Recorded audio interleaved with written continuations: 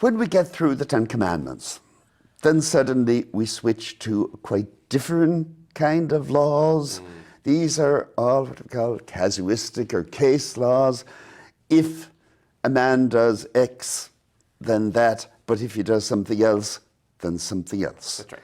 Now, most of these laws don't make a whole lot of sense in the context of a community wandering around in the wilderness. Right, when you find a thief tunneling under your house, for example. Exactly. Or when you have to worry about your ox scoring somebody else's. That's right. When presumably you don't have an ox to begin with. Where do you think these laws come out of? They can hardly have been composed just for this context. No, I think that's true. It does seem like they have some sort of independent origin. Maybe not every single one of them, but the idea of there being sort of a block of legislation. Now, some people have made much of the fact that there's some resemblance between these laws and the laws of Hammurabi, great Babylonian king, about 1800 BC. Yep. Famous carryover one is the ox that gores. That's right. That this was kind of a topos in ancient Near Eastern law. Yeah, there are a lot of them, not just with Hammurabi, but with other lesser-known Mesopotamian and Hittite law codes. Yeah. So it seems like, insofar as people had law codes, that Israel may have had one of its own as a way of matching. How would that have worked?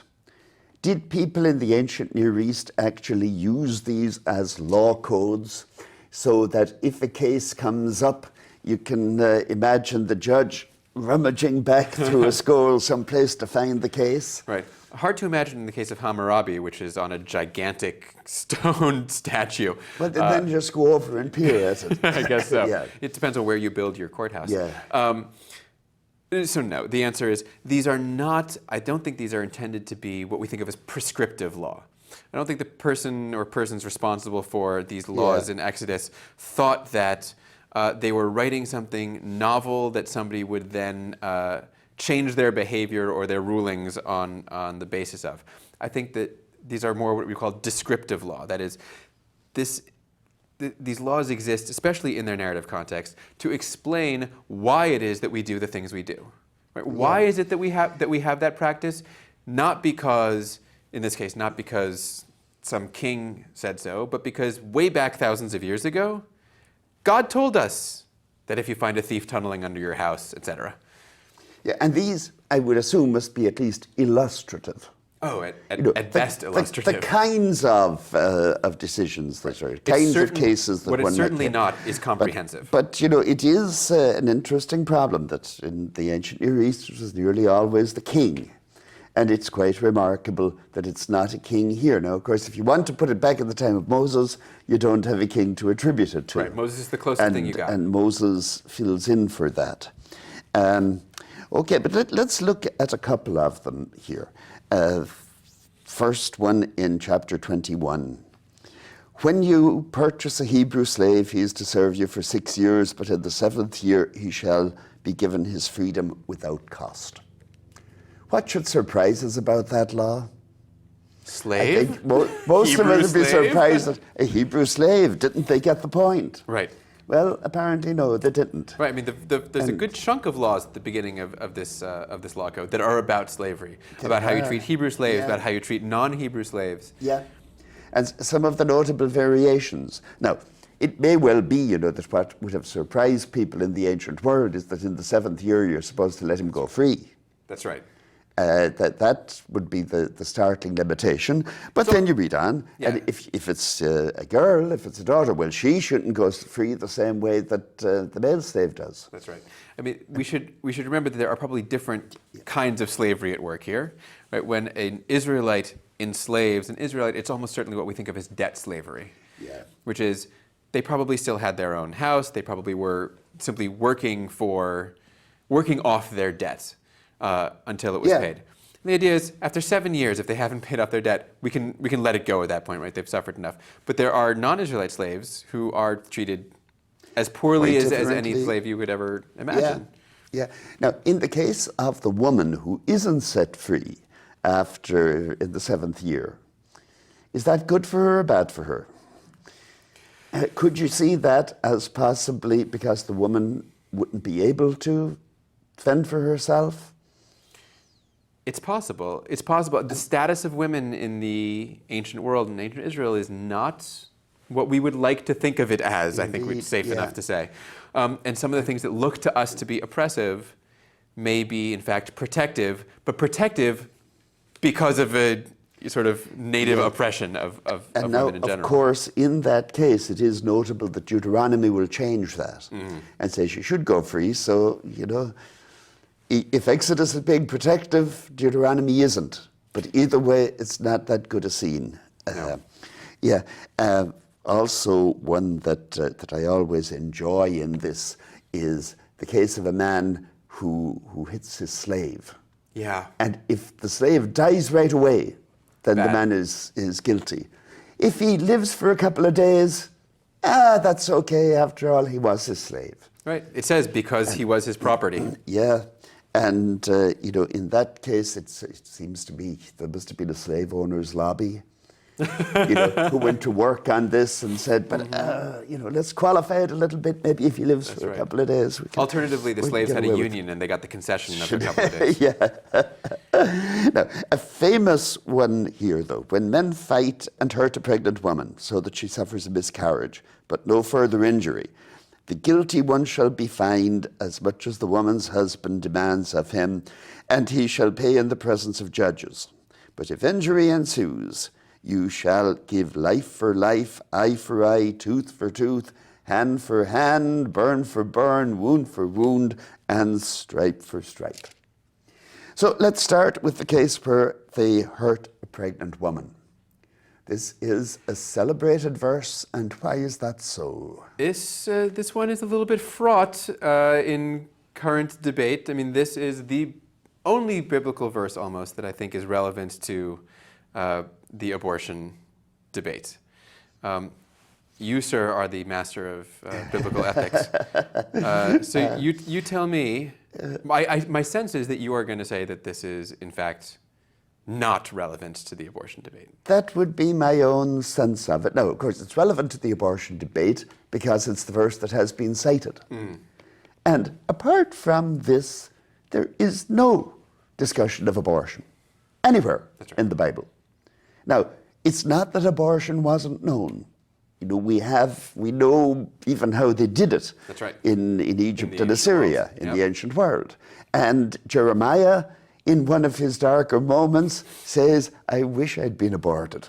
I wish somebody had killed me in the womb. So, it must have been known. It must have been done to some degree. Why don't they acknowledge it at all? Because what you've got here definitely is not abortion. It's a miscarriage. A miscarriage that's caused accidentally. But it's not like parents saying we want to terminate this pregnancy. And I think the real question in this passage, when it talks about there is no further injury, is that injury to the fetus or is that injury to the mother? I would figure that's injury to the mother. I think so too. Yeah. I think so too. And now there is that phrase actually is the subject also of a long discussion because it's an unusual Hebrew word, ason, and the people who translated the Bible into Greek evidently didn't understand it. And so they said, and if the baby comes out unformed. Right. And then you get the whole discussion of abortion in later, already before the turn of the year, and people like Philo of Alexandria and Josephus. And for them, the big issue was the fetus fully formed? And in some of the later tradition, it's if the crown of the head has appeared, then it's a person. Right. And before that, no. No, I mean, it would be hard to take any of that, I think, as normative for the modern world. They just didn't have the same kind of understanding of the fetus and whatever is going on in the womb that we have later on. But it is remarkable that the Bible says nothing really about it. In the New Testament, there is a passage in the book of Revelation, that talks about pharmaceutes, people who use drugs of a certain sort, and some people thought maybe that's an allusion to it, but not very clearly so. And, you know, the funny part about this is that I think if you ask a lot of religious people on the street, you know, what are really important issues in the Bible, they'll probably say that it's against abortion. Yep. In antiquity, in fairness be it said, Jews were known for not exposing infants. But still, that's a somewhat different case. I would say that's a somewhat different case, yeah. Now, the end of this then is also famous, of course. Eye for an eye. An eye for an eye. Did they do that? Were there a lot of one-eyed Jacks? You would think that if there were, they would have to be all one-eyed, right? I know, yeah. Right? It's clear enough. In fact, this is a great example of why some of these comparative studies of the Israelite law and sort of the Code of Hammurabi are useful. The same law, what we call the law of talion, right, eye for an eye, exists in these Mesopotamian laws, where it explicitly says, eye for an eye, by which I mean you're going to pay the monetary value of, right? Yeah. They convert it into a financial penalty. Yeah. The Bible doesn't, but I'm pretty sure they must have had it in mind, because otherwise, you know, the social consequences would be fairly destructive. I think that's safe to say. Yeah. You know, this is often derided, I would say. Mm-hmm. Certainly in Christian circles. I don't know how people feel about it in the Jewish tradition. It may be a little different. But in the Sermon on the Mount, in the Gospels, you see Jesus says, you have heard it was said to them of old, an eye for an eye, but I say to you, turn the other cheek, and that. But now, if you're making a law for the people, which would you actually want to be the law? Yeah, I mean, it does seem like if you take eye for an eye seriously, it's a very strong preventative. Yeah. Right. That's a good way to get people to not hurt each other. Right. If you hit someone, that they're going to be able to hit you back just as hard. In fact, they're going to be legally almost obligated to.